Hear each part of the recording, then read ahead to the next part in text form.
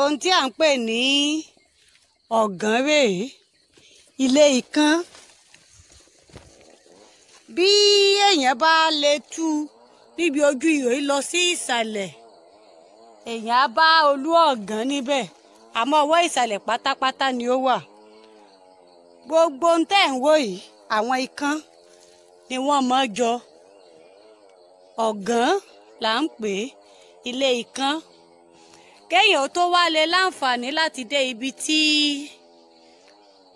olú ọ̀gán tí ń ṣe ọba àwọn ikán wà, onítọ̀ǹgá ti múra ìjàkadì pẹ̀lú àwọn ikán, torí ẹ wò ó, àwọn rèé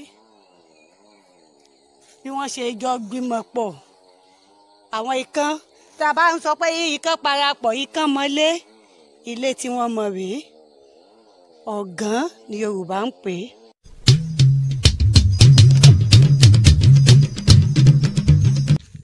Tí ẹ bá kíyèsí, ẹ rí i pé ó tóbi ju eléyìí tí a kọ́kọ́ ṣe àfihàn rẹ̀ tí a pè ní ọ̀gán lọ.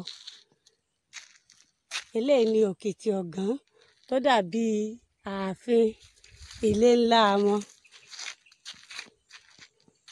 Òun rèé, òkìtì ọ̀gán.